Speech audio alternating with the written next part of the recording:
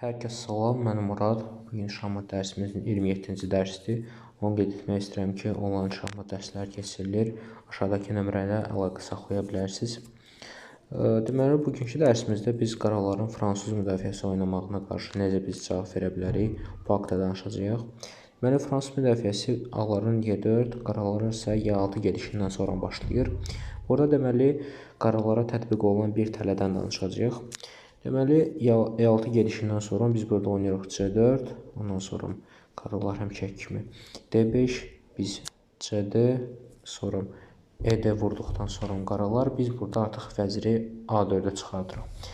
A4-ə çıxartdıqdan sonra, deməli, burada qaralar D7 gedişindən qorunur, biz isə oynayırıq B3. B3 oynadıqdan sonra burada qaralar deməli D-yə vurur. Desəz ki, nəyə görə bu B7-dəki piyadanı qorumurlar? Çünki vəzinə biz B7-ni vura bilirik. Çünki burada qorumağa ehtiyac bir şey yoxdur. Çünki biz vurandan sonra fil C6 oynadıqdan sonra, yəni burada qaralar üçün heç də pis vəziyyət deyil. Yəni onlar burada rahat öz fiqurlarını inkişaf elətdirib oyuna davam edə bilərlər. Ona görə ehtiyac olmur burada B7-dəki piyadanı qorumağa.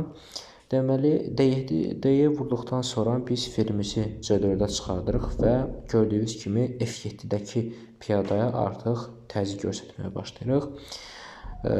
Həmçinin də B7 piyadasına da hücum edirik. Burada deməli F7-ni qorumaq lazımdır. Qorumaq, misal üçün oynasalar F6, burada C8-dəki at gedir. Yəni, biz vurduqdan sonra top vuramır, çünki vəzirlə götürəcəyik. Ona görə də bu gedişdə pis olur. Əgər, misal üçün, fillə qorumağa çalışırlar, E6 oynasalar, biz vurduqdan sonra burada qaralarda vəziyyət daha da pis olur. Çünki burada artıq bizdə vəzir aktivdir, vəzir artıq E6 xanasındadır. Bu onlar üçün xoş gəlməz bir vəziyyət deyil.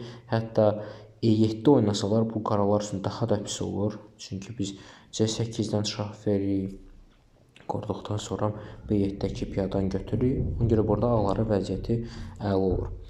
Ona görə bu gediş də pisdir qaralar üçün. Burada qaralar üçün ən yaxşı gediş vəzir E7 və yaxud vəzir ümumiyyətcə vəzirlə qurmaq burada onlara sərf edir. Burada deməli, qaralar oynayır vəzir E7. Piyadalarını qorumağa çalışırlar.